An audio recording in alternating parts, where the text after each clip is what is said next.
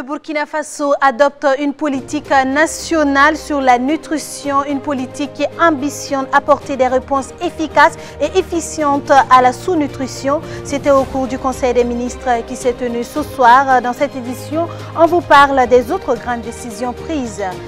Depuis la première heure de ce mercredi 3 juin, c'est la fin du couvre-feu et c'est un grand soulagement pour les acteurs culturels qui piaffaient d'impatience de retrouver des grands moments d'ambiance et de bonnes affaires qui se jouent la nuit. Les détails dans un instant. Les États-Unis à la croisée des chemins, la mort de George Floyd et les réactions qui ont suivi dans le pays de l'oncle Sam ont tout montré que le racisme était plus que jamais présent au States. Dans ce journal, nous vous proposons des chiffres très accablants qui montrent l'ampleur du phénomène aux États-Unis. Voilà pour les titres de LCA 20h. Bonsoir à tous. Le Conseil des ministres s'est tenu en ce jour. L'exécutif burkinabé a pris des décisions importantes dans les secteurs de la santé, de l'agriculture et de l'éducation. Il a aussi entendu des communications orales des ministres de l'économie et des finances ainsi que du ministre en charge de l'éducation qui a fait le bilan de la mise en œuvre du plan de riposte de la pandémie du Covid-19. Le porte-parole du gouvernement Rémi Fulgence Dandjinou revient sur certaines grandes décisions. Je vous invite à le suivre. Pour la date du 3 juin 2020, nous sommes à 2 411 443 888 francs CFA sur le compte ouvert donc au Trésor pour recevoir les éléments de solidarité à la fois des personnes individuelles et également des entreprises et autres burkinabés qui veulent donc soutenir cette lutte. Le ministre de l'Éducation nationale et de l'alphabétisation, et de la promotion des langues, a fait le bilan de la mise en œuvre des activités du plan de riposte à son niveau. Je voudrais rappeler que l'un des problèmes qui se pose est celui donc de la disponibilité des 2 masques pour les 2 masques cache-nez, pour être plus précis, pour les enseignants et les élèves. Donc à la date d'aujourd'hui, donc, il nous a dit qu'il y avait 1 158 537 masques qui étaient disponibles et livrés. Donc il est certain que dans certaines régions, ils n'ont pas encore les 2 masques requis. Mais il a dit que tout doit être fait pour qu'au plus tard, mi-juin, tous les enseignants et tous les élèves aient les 2 masques comme engagement pris. Ce qui concerne les attaques, je pense qu'il faut rappeler véritablement que le gouvernement a présenté ses condoléances aux familles éplorées.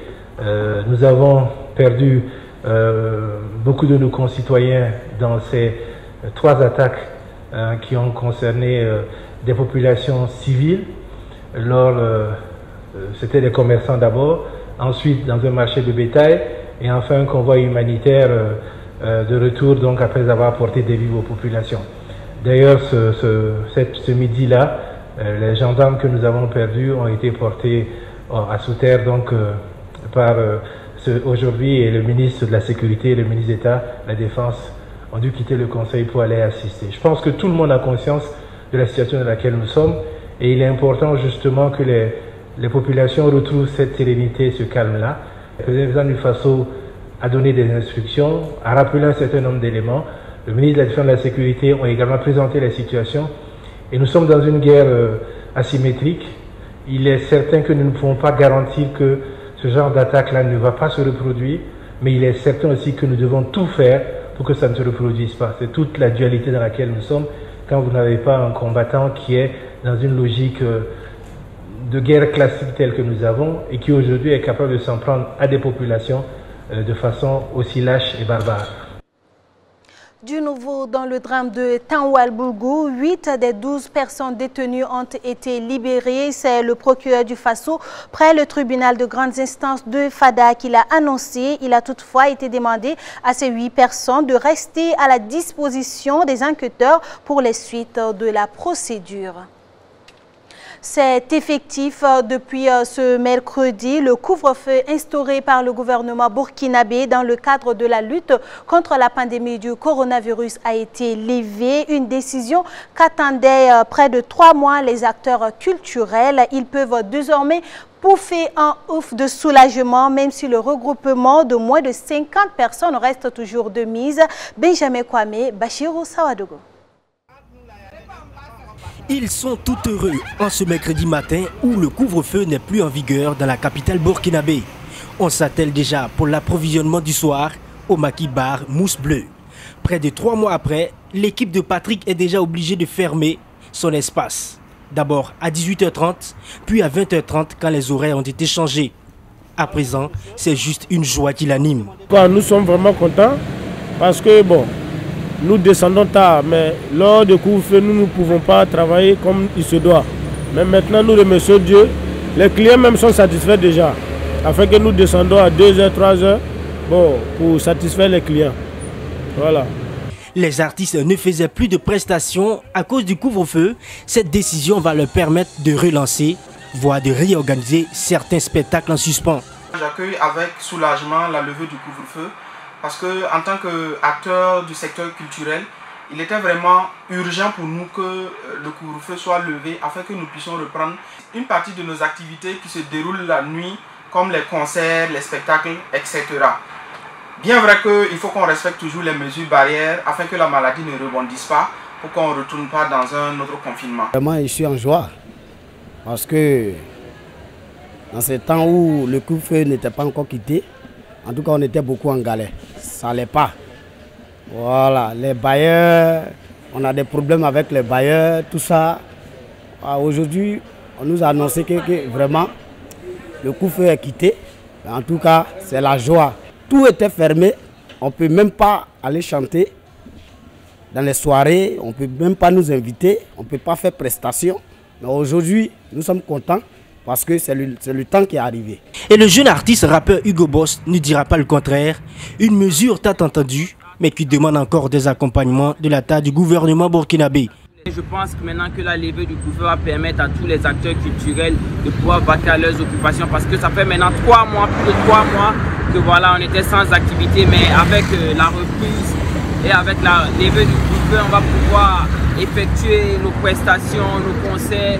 On espère vraiment que le ministre de la Culture et nos autorités, le gouvernement, ils vont prendre vraiment des décisions très adéquates qui vont permettre à nous les artistes de pouvoir effectuer les concerts, les prestations.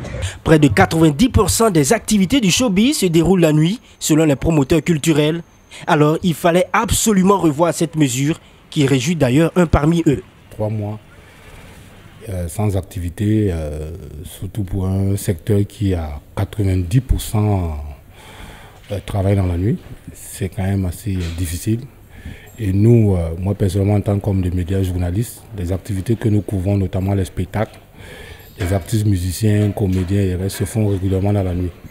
Dans la nuit tout simplement parce que dans la journée, il y a les gens travaillent également. Et puis dans la nuit justement, ils viennent pour se distraire. Pendant ce temps, donc, le secteur culturel également est en train de travailler. Donc voilà pourquoi on peut dire que c'est un soulagement. C'est un soulagement, mais qui reste encore partiel.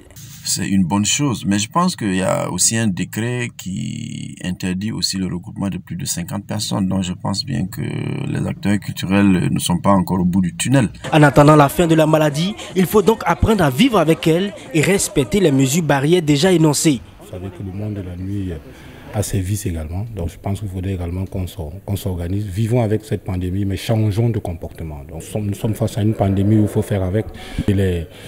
Les spectacles même vont changer, les styles de l'organisation de certains événements vont changer. Moi, je prends juste un simple exemple. Dans une salle de cinéma, par exemple, si vous avez une salle de 500 places, je pense qu'avec le même film pourra passer peut-être 2 ou 3 fois dans la journée, tout en respectant les mesures barrières. On ne va plus forcément remplir la salle. Certaines activités avaient été laissées en suspens pour reprendre le cours normal des choses. Les acteurs culturels souhaitent que le ministère de la Culture fasse une rencontre avec eux pour évaluer les acquis et faire des projections. La coalition des acteurs culturels, artistes, gérants et managers des maquis et night clubs n'ont cessé de réclamer la levée du couvre-feu à Bobo Dioulasso, Pétéradan à moto. Leurs cortèges ont fait beaucoup de bruit à travers les artères de Sia les 29 et 31 mai dernier. Aujourd'hui, c'est à travers un même parodien, Bernie Sanders, que le meneur Diakité célèbre ce qu'il considère comme une victoire. Je vous invite à suivre ce détournement du discours de l'ancien candidat à l'investiture démocrate.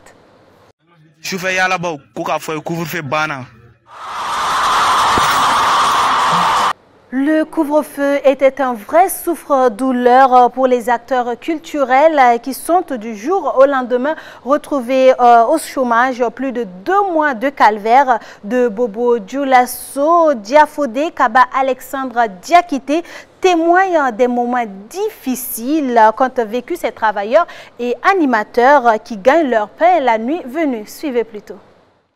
Il y a pas mal d'acteurs culturels qui sont dans la dèche. Si je dis dans la dèche, parce que ça fait pratiquement 3 mois qui n'ont plus d'activité, qui n'ont plus des revenus, qui n'ont plus de ressources. Donc même les économies qui étaient déposées de gauche-droite sont en train d'être épuisées. Donc aujourd'hui, ils ne peuvent pas mener en réalité d'activité. Voilà, parce que tout simplement, vous prenez des organisateurs de concerts, ils ne peuvent plus faire des concerts parce que la majorité de nos concerts, c'est la nuit. Parce que ceux qui partent au concert travaillent toute la journée pour gagner leur pain. Et ce n'est que la nuit qu'ils peuvent aller se divertir avec ce qu'ils gagnent. Ceux qui partent dans les salles de ciné, ceux qui partent dans les salles de divertissement. Toutes les activités, en fait, des acteurs culturels sont en grande partie des activités de nuit. Donc, il faut reconnaître que les acteurs culturels traversent des moments très difficiles avec cette pandémie de coronavirus-là. Et notamment les acteurs culturels du Burkina Faso qui étaient déjà dans pas mal de difficultés, déjà avec les différents deuils nationaux qui ont été décrétés par l'État depuis le début des attaques terroristes au Burkina. Le milieu culturel, c'est l'un des milieux les plus frappés, par exemple, depuis quelques années au Burkina, par les attaques terroristes, parce qu'à chaque fois quand il y a des attaques terroristes, il y a des deuils nationaux qui sont décrétés, et ces deuils nationaux coïncident la plupart du temps avec pas mal d'activités qui étaient déjà ébauchées par les acteurs culturels. Donc, c'est pour dire que le milieu culturel burkinabé traverse des moments très difficiles, bien avant même la pandémie, avec les deuils nationaux et les autres trucs comme le terrorisme qui joue également sur la culture et le tourisme. Voilà, donc le corona vient s'ajouter, ça fait vraiment lourd, très lourd et très dur à supporter pour les acteurs culturels du Burkina. On n'a pas encore perçu ces aides de l'État parce que là, il faut qu'on soit clair. Maintenant, c'est vrai qu'il y a 1,250 milliard qui a été promis pour permettre de restructurer le milieu culturel. On sait aussi qu'il y a une commission qui a été mise en place pour se pencher sur les critères de la répartition de ce milliard. Aujourd'hui, cette commission a fini ses travaux et les résultats de ces travaux ont été remis au ministre de la Culture. Nous sommes toujours dans l'attente et jusqu'à l'heure où on vous parle, aucun acteur culturel n'a perçu quoi que ce soit. À part peut-être le fonds de soutien exceptionnel qui a été mis en place par le BBDA, voilà, que certains artistes ont pu bénéficier et la somme de 150 millions partagée entre 4000 et quelques membres du BBDA qui revenait à une histoire de pratiquement 30 000 francs par artiste et par membre du BBDA. Voilà. Et là aussi, c'est pas tous les membres du BBDA qui ont été bénéficiaires parce que ceux qui sont fonctionnaires n'ont pas pu être pris en compte. Les acteurs comme les producteurs phonographiques, moi je suis un producteur phonographique, donc je ne faisais pas effectivement partie aussi de ceux qui ont bénéficié de ça. Et puis l'Ouganda s'attend à perdre plus d'1 milliard de dollars de revenus touristiques pour cette année. Dans un discours prononcé lundi dernier, le président ougandais Yoweri Museveni a évoqué des pertes économiques que le coronavirus inflige à son pays. Selon les dirigeants, ce sont près de 1,6 milliard de dollars de recettes liées au tourisme qui devraient échapper au secteur chaque année en raison de la pandémie. Mais aucun détail n'a été donné sur le nombre d'années que couvrent ces estimations. L'Ouganda enregistre à ce jour plus de 450 cas confirmés de coronavirus. Tout autre chose à présent, la justice française a approuvé aujourd'hui le transfert de l'homme d'affaires rwandais Félicien Kabuga vers le mécanisme pour les tribunaux pénaux internationaux afin qu'il y soit jugé pour génocide et crimes contre l'humanité commis entre avril et juillet 1994. La défense de l'octogénaire qui veut que celui-ci soit jugé en France peut encore se pourvoir en cassation après cette décision. Recherché par la justice internationale, Félicien Kabuga a été arrêté près de Paris le 16 mai dernier après 26 ans de cavale. Et d'une affaire judiciaire à une autre, sachez également que l'épouse de l'ancien premier ministre du Lesotho, Thomas Thabane, inculpé du meurtre de la première femme de son mari, est retournée en prison aujourd'hui après l'annulation par la justice de son contrôle judiciaire. Mazéa Thabane, 43 ans, a été inculpé en février pour sa participation à l'assassinat en 2017 de Lipolelo Thabane, la première femme de l'ancien chef du gouvernement Thomas Thabane. Quelques semaines après le crime, elle avait épousé Thomas Thabane. En voilà encore une autre affaire sur laquelle la justice doit statuer, le racisme. L'émotion est toujours à son comble aux États-Unis après la mort de George Floyd, un décès survenu des suites de son arrestation et de son plaquage au sol par un policier blanc.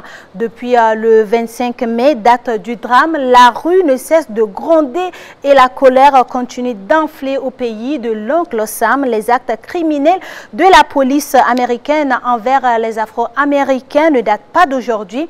Avec Gilles Dasda, je vous invite à feuilleter quelques pages de cette histoire de violence policière d'Amérique teintée de relents racistes.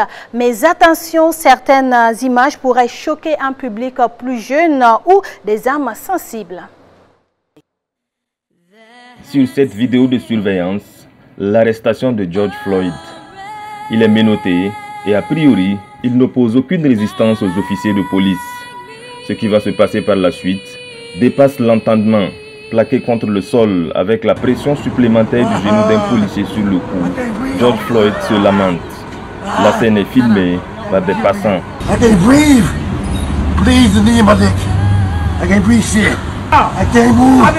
Au bord de l'asphyxie, l'homme demande de l'eau. Il va même en appeler à sa défunte mère.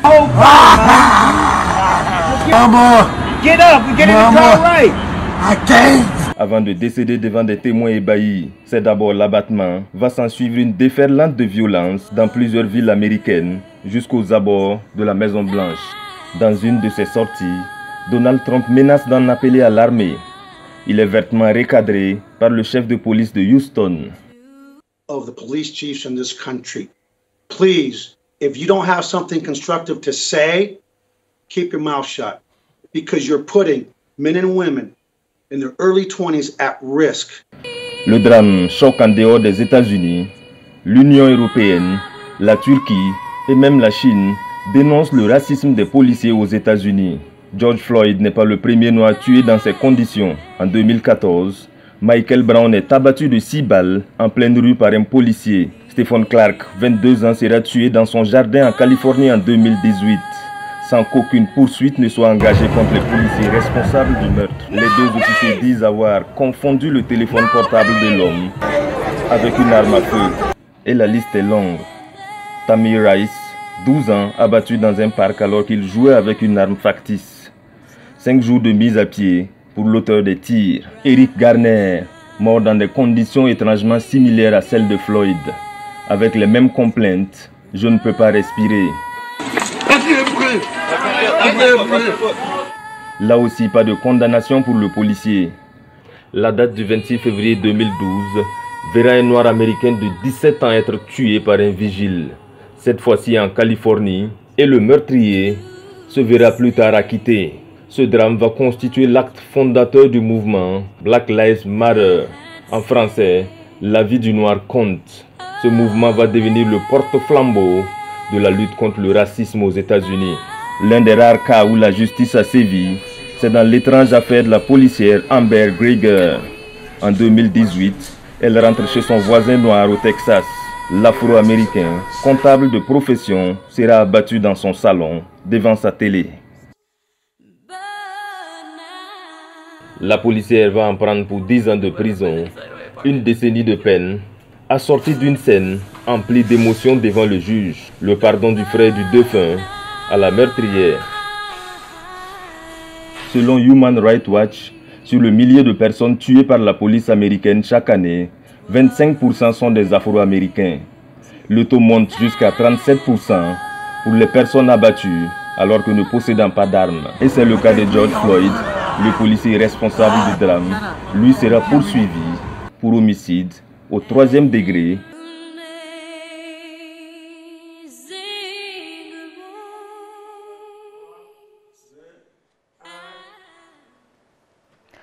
Et on rouvre la page coronavirus avec la coordination nationale des délégués scolaires du Burkina Faso, la CNDS, qui ne veut pas poursuivre les cours dans les conditions que leur impose le gouvernement. La coalition pense que le temps imparti pour achever le programme des cours relatifs aux classes d'examen est insuffisant et que l'État devrait consulter les syndicats afin de trouver des solutions idoines pour terminer l'année scolaire sereinement.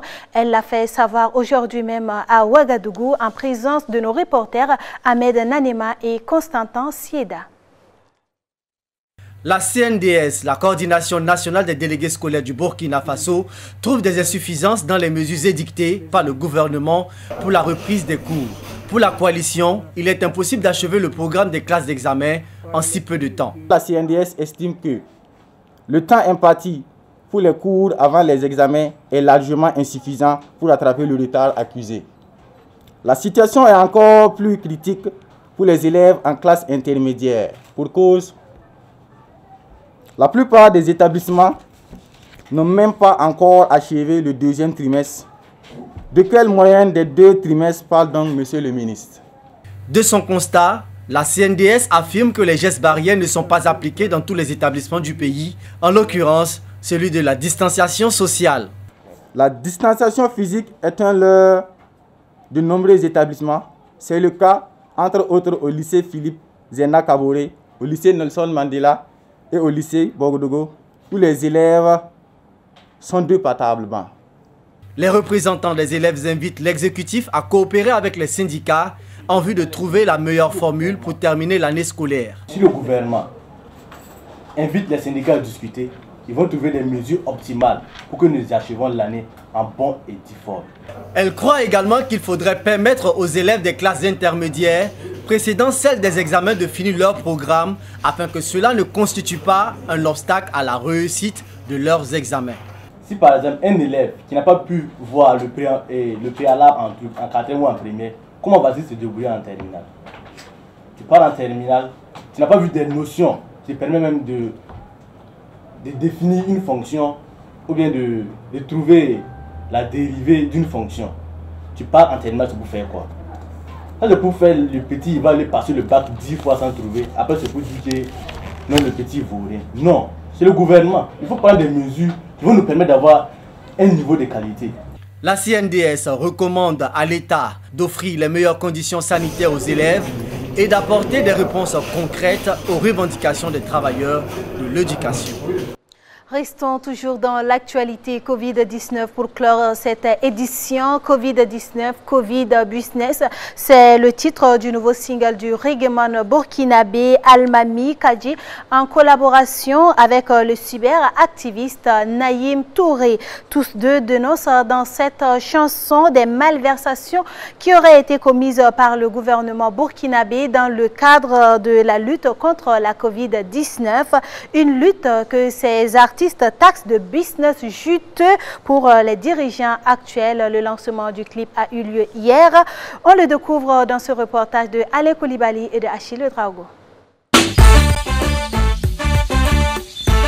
Vêtu de sa toge de justicier et envoûté par les mélodies Rastafari, Almami Kadji porte sa voix pour dénoncer des malversations dans le plan de riposte contre la Covid-19 initié par le gouvernement burkinabé. Covid-19, Covid Business, Le titre éponyme de la chanson remet en cause la crédibilité des mesures entreprises par l'État burkinabé en faveur de la lutte contre la pandémie. Une crédibilité qui serait entachée de mimétisme et de corruption, nous confie l'artiste. La gestion de cette crise par notre gouvernement a révélé des failles de la part de nos dirigeants et remis surtout à l'ordre du jour la faillite de notre système de santé. Aussi, certaines mesures barrières prises pour faire face à la maladie dans notre pays a plutôt ressemblé à du mimétisme des mesures prises en Europe. Alors que les populations ne vivent pas les mêmes réalités. Le pouvoir donne également l'impression que certaines des mesures qu'elle a prises visent plutôt à casser l'élan de lutte des travailleurs de notre pays qui se battent depuis des mois contre la baisse du pouvoir d'achat.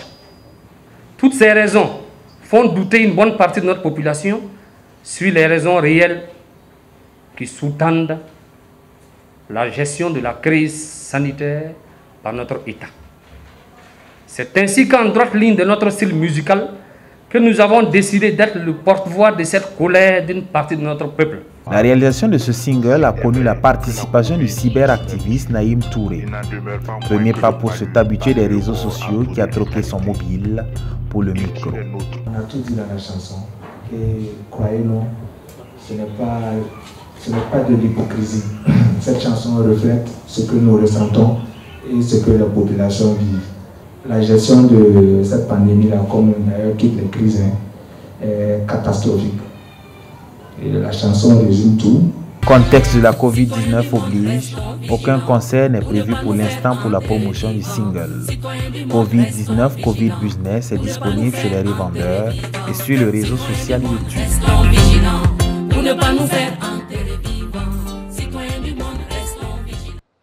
La politique peut être renforcée par la musique, mais la musique a une puissance qui défie la politique, disait Nelson Mandela. C'est tout pour cette édition de 20h de LCA. Merci de l'avoir suivi. On se retrouve demain à la même heure. Bonsoir.